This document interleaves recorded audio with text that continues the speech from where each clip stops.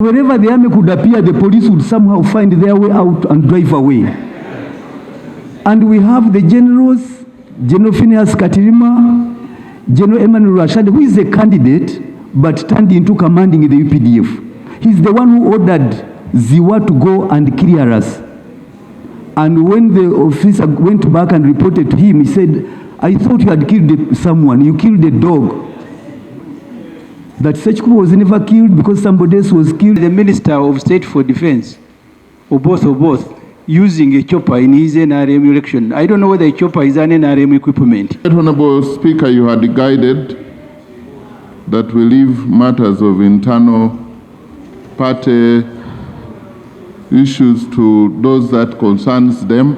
That is indoor management role. Because I see some of the colleagues who cannot even go through a primary of 10 people.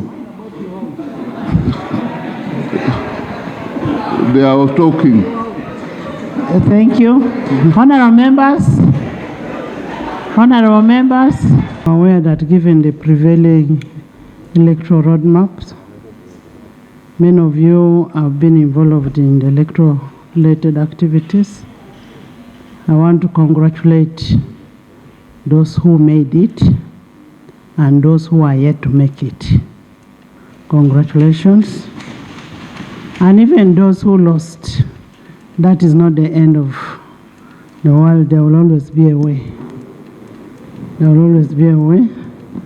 You remain firm and God will see you through. You go independent. And their safety, even in our rules, is a very serious matter. We have colleagues who were bruised in those elections. The Honorable Ssekikubo was shot at, is here. The Honorable Aisa Agawa, I saw clips when she was being roughed up. The Prime Minister was slapped.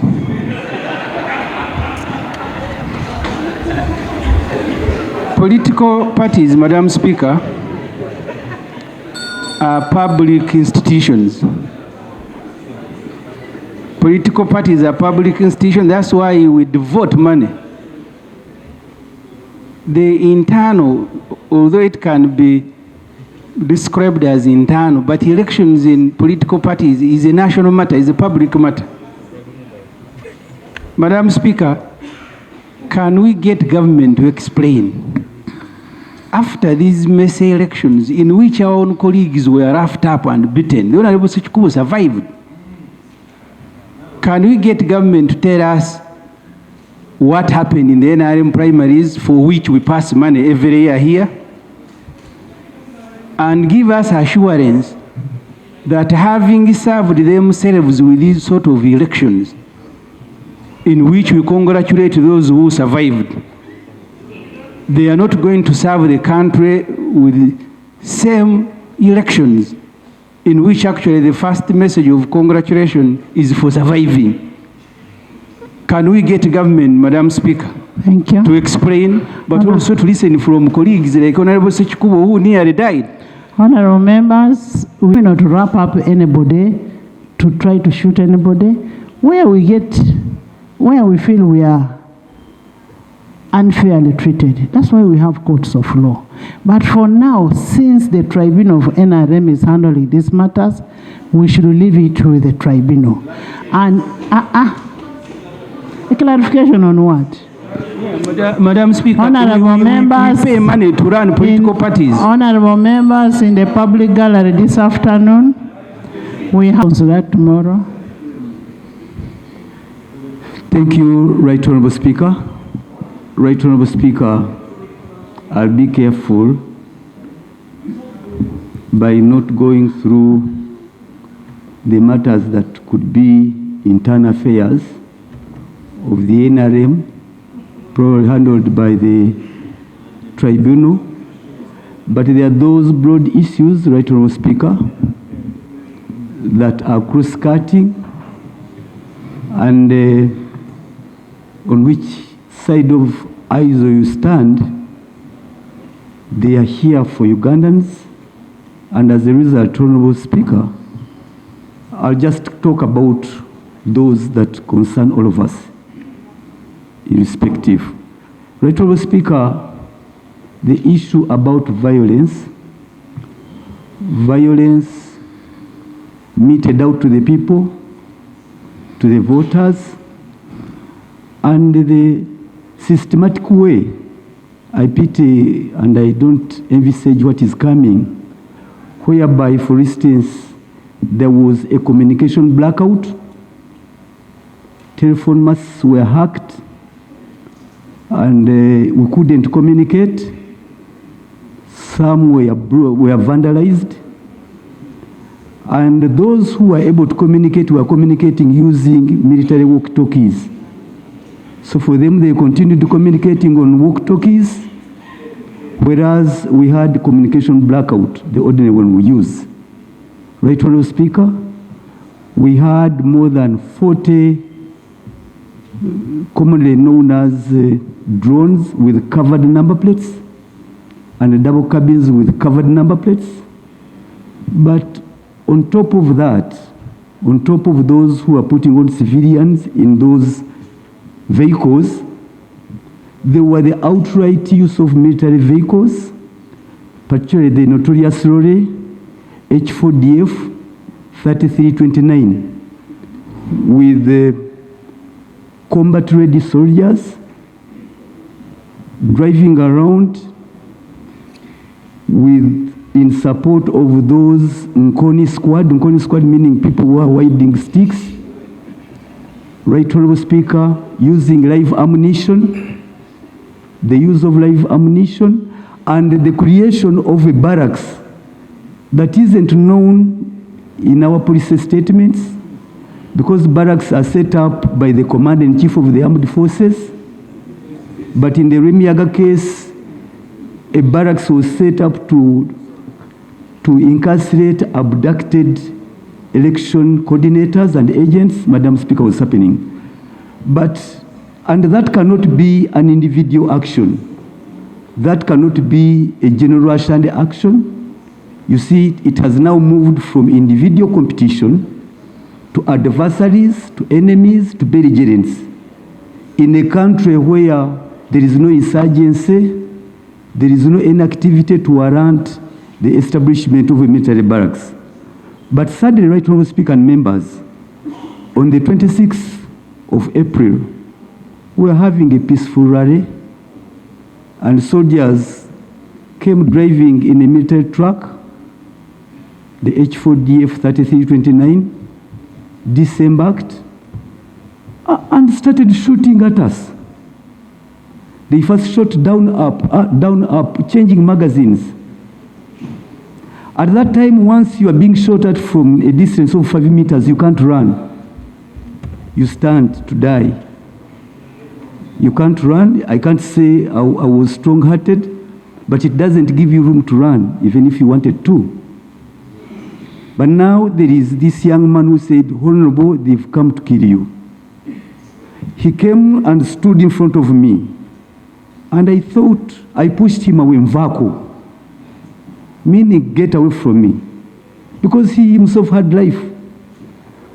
Little did I know that as I was pushing him, a bullet hit my finger, and it took him, shattered his heart, and he collapsed. Banku yesasi. He died on the spot. That bullet was meant for me because my shirt, my yellow movement shirt, was split with blood of that Fred Sembusi. It is agonizing that you can't even sleep to know you would not be here, you would be dead. You can't be sure you would be here. I knew I would be dead. Once you realize the circumstances of Fred Sembusi's death. But most painful, the culprit, Lieutenant Ziwa, who came aboard that truck and was coming. At first, himself, he didn't have the rifle in his hands. He moved and picked one from one of the soldiers. He came and held it under his armpit, and he turned and released the bullet that shot Sembusi, Right Honourable Speaker and members. Now the issue, the killer soldier, Lieutenant Ziwa, maintained his barracks at Remiyaga. He continued there, and today he's in Remiyaga. He's the same Ziwa who even shot at us on the 17th when we were having NRM primaries, shattering the glasses of my vehicle. The same person. So untouchable. I remember at the burial of Sembusi, the commandant of the mechanized division massacre, Major General Sunday, assured the mourners that Lieutenant Ziwa is being held by the army for interrogation. It was a lie. He's still around. He even shot at me on 17th again. Even the chairman's elections, he was still there commanding the operations. And to this, Right Honorable Speaker, those who know the president's intolerance with the use of a gun, how did we arrive at this? For a person to kill, injuring an MP, but also there is another Moses Tebengana, had 8 stitches on his head. He was so lucky that the bullet only went through the skin of the head. It is his vein that got ruptured. It bleeded for 2 days, but now he's okay. But how come that the guns that are supposed to be protecting civilians are being turned against the people? Right Honorable Speaker and members, when all this is said and done, the level of impunity, the soldiers who retired took command.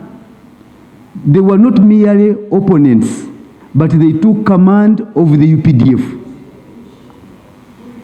There is General Phineas Katirima, and that General Phineas Katirima is the one who even abducted the polling officials and removed the election materials. But the last one, Right Honorable Speaker, before the last election, the Inspector General of Police, Mr. Bias Byakagaba, came to Sembabule and assured all of us that the President of Uganda, His Excellency President Yoweri Museveni, had taken a decision to withdraw the army and allow the police to take the lead. But what we witnessed was the total reverse. The army came back with vengeance. I remember when they were shooting at us, the police ran away. They abandoned us. And wherever the army could appear, the police would somehow find their way out and drive away. And we have the generals, General Phineas Katirima, General Emmanuel Rwashande, who is a candidate, but turned into commanding the UPDF. He's the one who ordered Ziwa to go and clear us. And when the officer went back and reported to him, he said, I thought you had killed someone. You killed a dog. That Ssekikubo was never killed because somebody else was killed. Thank you. Honorable Ssekikubo. Yes. The statement that you're giving is under Rule 57. That's a personal explanation. And we are talking about the people who are not in the house. So bring that personal explanation. We look at it, then we shall give you a chance to present it to the house. But that does not mean, can you sit down? That does not mean that we should not investigate this. We will ask government, Honorable Bua, government, and there is a Minister General. I will ask government to investigate this, but I will need a personal explanation from you. We go through and then we shall give you space to come and present. I want to thank you, Right Honorable Speaker. Next item. Only that, Right Honorable Speaker. Lob had something. Honorable Asumani, I have said sit down. Right Honorable Speaker. I want to thank you for your communication. Firstly, it was about the roads. I'm glad that we are on the same page even with colleagues now. A couple of months ago, Honorable Speaker, we were here talking about the shambolic state of our roads in Kampala and different parts of the country. Some colleagues said we were politicizing these matters, but the reality is that our roads are in a mess. During our alternative ministerial policy statement presentations, specifically the one on roads, we said, look, let's inject more money to fix our roads, to maintain our roads. That has got to be done. And Honorable Speaker, while some roads are in bad state, there are some roads that are totally impassable. Some districts in this country, one cannot easily cross over from one district to another because the roads are totally impassable. Where there is meant to be a bridge, the bridge broke down a long time ago.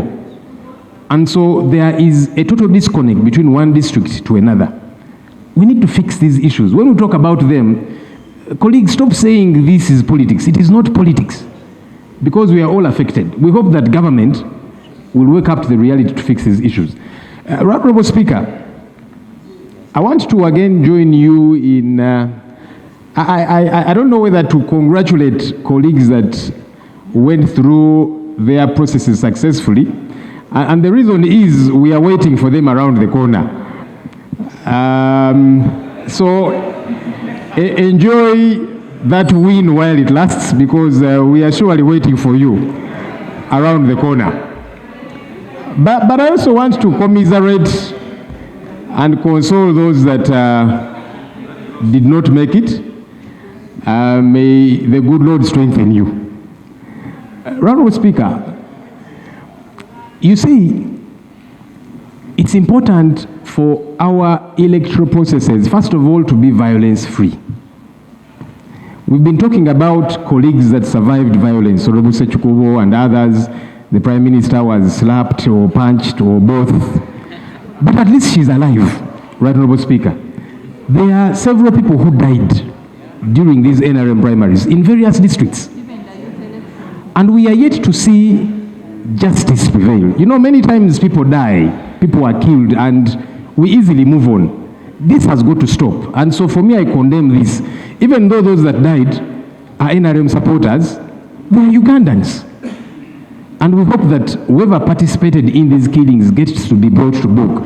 Because if that does not happen, right, Honorable Speaker, we are going to see a repeat or even worse in the upcoming general elections. So action has got to be taken.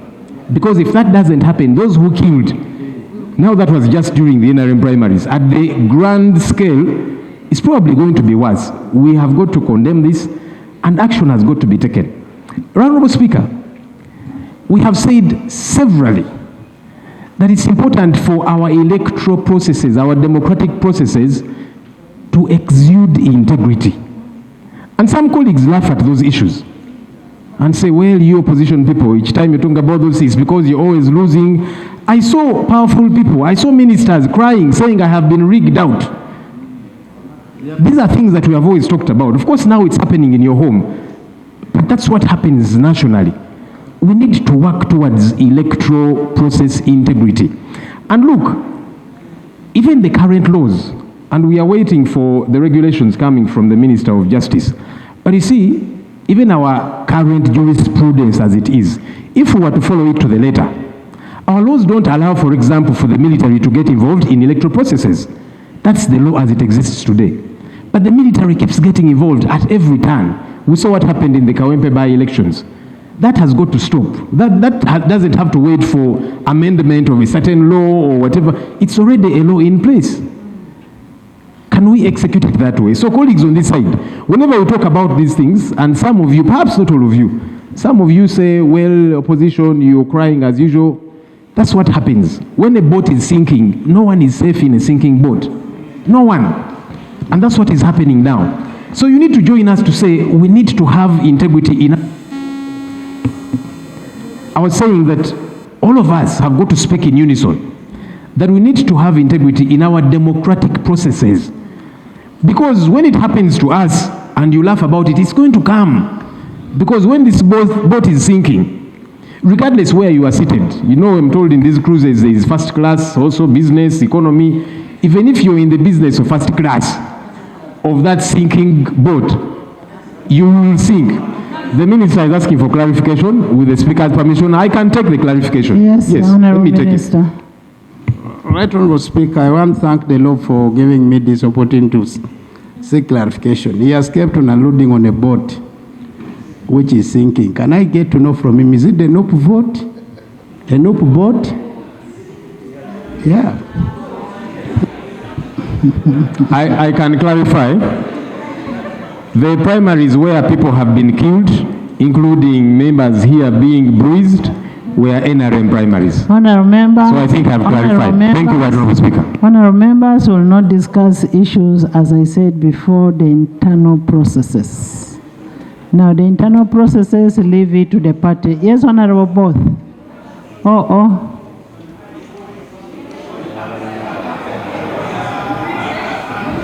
Honourable Speaker, you had guided that we leave matters of internal party issues to those that concerns them.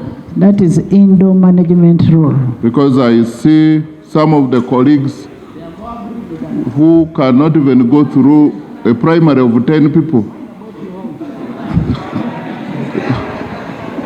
They are talking. Thank you. Honourable members. Honourable members. Honourable members. Government will give you 2 months to give us a report of an investigation on Honourable Ssekikubo's issue. Next item. Item 3. Guidance. The matters we have raised,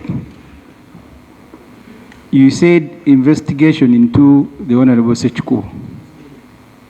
Yet these matters are not Sembabule. For example, you had the Minister of State for Defense, or both, using a chopper in his NRM election. I don't know whether a chopper is an NRM equipment. UPDF chopper. So the procedure, because I raised these issues, is whether you should not allow an investigation into the Mesa NRM primary. Honourable members, what is going to be investigated are matters of criminality. Matters of internal processes will be handled by the NRM party.